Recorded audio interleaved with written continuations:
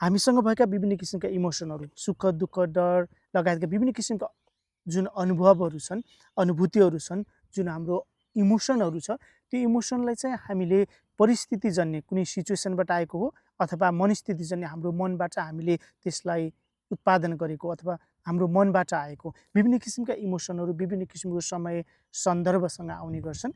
सर्वप्रथम हामीलाई ती इमोसनहरू कहाँबाट आएको हो, त्यसको सोर्स के हो? परिस्थितिले उत्पादन गरेको हो अथवा हाम्रो मनस्थितिले? यदि परिस्थितिबाट आउने विभिन्न किसिमको अनुभूतिहरू, कुनै राम्रो कुराहरू, राम्रो समाचार, राम्रो चिजहरू सुन्दा हामीलाई आनन्दको अनुभूति हुन्छ, हामीलाई खुसी प्राप्त हुन्छ अथवा खुसी लाग्छ भने हामीले जब कुनै किसिमको ब्याड न्युजहरू सुन्छौँ अथवा कुनै किसिमको समस्याहरू देख्छौँ, भोग्छौँ अथवा त्यस्तो घटनाहरू, परिघटनाहरू आउँछ, त्यो बेलामा हामीलाई चाहिँ दुःखको फिल हुन्छ। मन सबैभन्दा छिटो चञ्चल हुने र परिवर्तन हुने चिज हो। हामी कुनै पनि बेला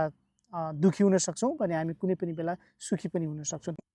मेन बुझ्नुपर्ने कुरा के हो भने हाम्रो इमोसन परिवर्तन भइरहेको छ र हामीमा सुख र दुःखको अनुभूति भइरहेको छ, यो सामान्य कुरा हो। र मेन कुरा भनेको हामीले यसलाई कसरी ब्यालेन्स गर्न सक्छौँ। कुनै दुःखद अवस्थामा, कुनै पनि एउटा घटनाजन्य परिस्थितिमा, कुनै पनि सिचुएसनमा चाहिँ हामी त्यसबाट कसरी उठ्न सक्छौँ भन्ने कुरा बुझियो भने, दुःखलाई बुझ्न सकियो भने अथवा परिस्थितिलाई बुझ्न सकियो भने चाहिँ हामीले केही हदसम्म हामीलाई आउने अथवा पर्ने अप्ठ्यारो घटनाहरू अथवा परिस्थितिहरूबाट बच्न सक्छौँ अथवा त्योबाट वर्स सिचुएसन, अझ खराब परिस्थितिमा धकेलिनुभन्दा पहिला चाहिँ हामीले त्यसलाई चाहिँ त्योबाट उठेर माथि आउन सक्छौँ। त्यसकारण इमोसनल ब्यालेन्स जरुरी छ।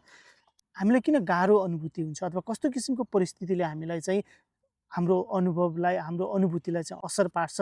भन्ने कुरा चाहिँ यसमा मैले देखाउन खोजेको छु। यो बुकमा चाहिँ मैले 3 वटा पार्टमा चाहिँ डिभाइड गरेको छु। Why life feels so happy, कस्तो किसिमको अनुभूतिहरूले हामीलाई, हाम्रो जीवनलाई अथवा हाम्रो इमोसनलाई चाहिँ प्रभाव पारिरहेको हुन्छ भन्ने कुरालाई चाहिँ पहिलो पार्टमा जोडेको छु। दोस्रोमा चाहिँ कसरी हामीले त्यस्तो आउने परिस्थिति अथवा अनुभूतिहरूबाट चाहिँ हामीले ब्यालेन्स क्रिएट गर्न सक्छौँ, इमोसनल ब्यालेन्स भन्ने कुरालाई चाहिँ जोडेको छु। र थर्ड पार्टमा लिभिङ विथ ब्यालेन्स लाइफलाई चाहिँ लाइफमा आउने हरेक उतार चढावहरूमा चाहिँ हामी कसरी चाहिँ ब्यालेन्स हुन सक्छौँ, त्यसको लागि चाहिँ हाम्रो रिलेसनसिप सम्बन्धमा होस् अथवा हाम्रो माइन्डसेट चेन्जको कुरा होस् अथवा हामीले कसरी चाहिँ डे टु डे लाइफलाई चाहिँ ह्याप्पी बनाउन सक्छौँ भन्ने कुरालाई चाहिँ यसमा जोडेको छु। हाम्रो डे टु डे लाइफ हामी यति अहिले डिजिटलाइज्ड भइरहेका छौँ र हामीलाई आउने बाहिरबाट आउने विभिन्न किसिमको सूचना, सञ्चार तथा डिजिटलबाट आउने कुराहरूले चाहिँ डे टु डे इम्प्याक्ट पारिरहेको हुन्छ। बिहान उठ्ने बित्तिकै हामी जब हाम्रो मोबाइलबाट हाम्रो दिनचर्या सुरु हुन्छ, यदि हामी डे टु डे यदि नेगेटिभ समाचारहरू अथवा नराम्रो घटना परिघटनाहरू बारम्बार दोहोऱ्याइराख्दाखेरि हाम्रो ब्रेनले बिस्तारै त्यसलाई चाहिँ के गर्न थाल्छ भन्दाखेरि नेगेटिभप्रतिको एडिक्सन, त्योप्रतिको प्रभाव बढ्न थाल्छ, जसले हामीलाई नेगेटिभ फिलिङ दिन्छ अनि जसले गर्दा हाम्रो शरीरमा कार्टिसोल जस्तो जुन हामीलाई जति बेला पनि स्ट्रेस बनाउने हो त्यो हर्मोनहरू क्रिएट हुन थाल्छ, जसले गर्दा हाम्रो दिनचर्या भनौँ अथवा हाम्रो प्रोडक्टिभिटी, हामीले केही गर्ने हामीसँगको जुन क्वालिटी टाइम छ त्यसलाई चाहिँ डिस्टर्बेन्स गर्छ। जुन अहिले यो डिजिटलाइज समय छ त्यसले चाहिँ दिन प्रतिदिन धेरै कुराहरू चाहिँ चेन्ज गरिरहेको छ, यति छिटो परिवर्तन गरिरहेको छ कि एभ्रिडे हामीसँग नयाँ कुराहरू चाहिँ परिवर्तन भइरहेको छ, डेभलपमेन्ट भइरहेको छ, इनोभेसन भइरहेको छ। त्यस्तो कुराहरू हाम्रो आउटसाइड अफ द लाइफमा चलिरहेको हुन्छ, त्यसले चाहिँ हाम्रो इनसाइड लाइफलाई चाहिँ कति इम्प्याक्ट पर्छ भन्ने कुरा हो। मेन कुरा भनेको गोल सेटिङ, बाउन्ड्रिजहरू। हामी हाम्रो आफ्नो सेल्फ केयरको लागि, सेल्फ मोटिभेसनको लागि अथवा हाम्रो इनर डेभलपमेन्टको लागि चाहिँ हामी कति टाइम दिन्छौँ र त्यसलाई चाहिँ बाहिरको कुराहरूलाई कति अब्जर्भ गर्छौँ। लर्निङ गर्ने कुरा, सिक्ने कुरा, प्रोग्रेसको लागि लिने स्ट्रेस, ती सबै स्ट्रेसहरू चाहिँ हाम्रो लाइफको लागि जरुरी छ, जसले गर्दाखेरि हामीलाई चाहिँ अगाडि बढ्नलाई सहयोग पनि गर्छ र बाहिर भएका ती परिवर्तनहरूको ज्ञान अथवा इन्फर्मेसनले पनि हामीलाई अप टु डेट हुनलाई पनि मद्दत गर्छ र त्यस्तो कुराहरूलाई पनि हामीले ग्र्याब गर्न सक्नुपर्छ, जुन चाहिँ आजको आवश्यकता पनि हो। र त्यसको सेम टाइममा चाहिँ हामी इनर पिसलाई चाहिँ ब्रेक हुन नदिएर हाम्रो इनर पिसलाई पनि मेन्टेन गर्दै हामीसँग भएको मनभित्रको शान्तिलाई पनि हामीले कायम राखेर बाहिरको कुराहरू सिक्न सक्यो भने चाहिँ त्यसले चाहिँ जीवनलाई बेस्ट बनाउँछ। यस्ता विभिन्न किसिमका उदाहरणहरू, लाइफ लेसनहरूलाई चाहिँ प्रस्तुत गरेर चाहिँ मैले यो बुकलाई चाहिँ 3 पार्टहरूमा विभिन्न किसिमको सन्दर्भहरू सहित चाहिँ प्रस्तुत गरेको छु र भविष्यमा हुने कुराहरूको चिन्ता अथवा धेरै सोच्नुभन्दा पनि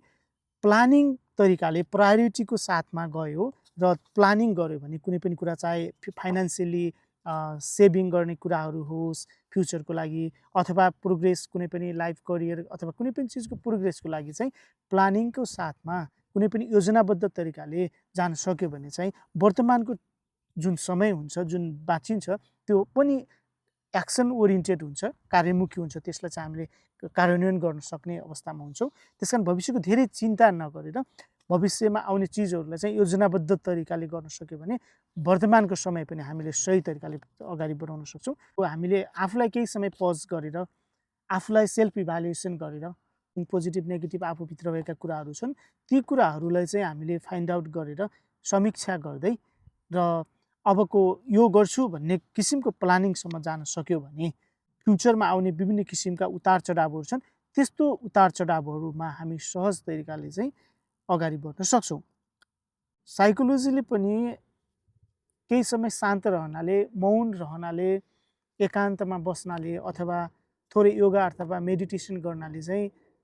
हाम्रो बडीमा हाम्रो ब्रेनमा चाहिँ एक किसिमको पावर अथवा इनर्जी चाहिँ कलेक्सन गर्दै जान्छ त्यो पावर अथवा इनर्जी जुन हाम्रो कलेक्सन हुन्छ आफूले आफूलाई समीक्षा गर्दै गर्ने कुराहरू भयो अथवा आफूले आफूलाई स्ट्रङ बनाउने कुरा पावरफुल बनाउने कुराहरू भयो त्यो बनाउँदै जाँदाखेरि चाहिँ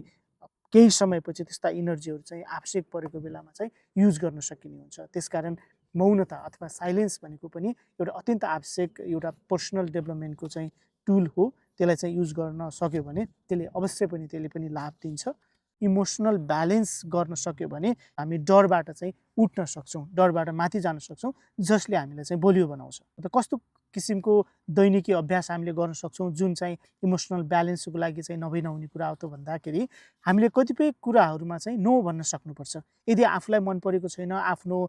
फिलोसफी अथवा आफ्नो आदर्श अथवा आफ्नो किसिमको छैन कुनै चिजहरू भने हामीले त्यसलाई सुरुमै नो भन्न सक्यो भने पनि त्यसले धेरै कुराहरू चाहिँ लाई चाहिँ सहज बनाउँछ अर्को कुरा चाहिँ वर्तमानमा बाँच्न सक्यो भने पनि त्यसले चाहिँ हामीलाई पावरफुल बनाउन सक्ने भयो हाम्रो कुन कुरामा चाहिँ हामी केन्द्रित छौँ अथवा कस्तो कुरामा केन्द्रित छौँ भन्ने कुरा हाम्रो गोल के छ भन्ने कुराले पनि प्रभाव पार्छ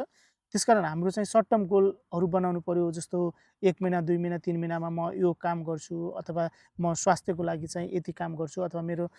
कुनै पनि स्टडीको लागि यो काम गर्छु अथवा कामको लागि चाहिँ यो प्लानहरू गर्छु भनेर बनायो भने त्यसले चाहिँ हामीलाई चाहिँ सही दिशामा चाहिँ हामीलाई लैजान्छ जसले गर्दा हामीलाई अरू अनावश्यक जुन स्ट्रेसहरू सोच्नलाई समेत हामीलाई फुर्सद हुँदैन किन भन्दा राम्रो चिज गर्दाखेरि हामी त्यसमा बिजी हुन्छौँ र त्यसले चाहिँ हामीलाई ब्यालेन्स गर्न पनि सहयोग पुर्याउँछ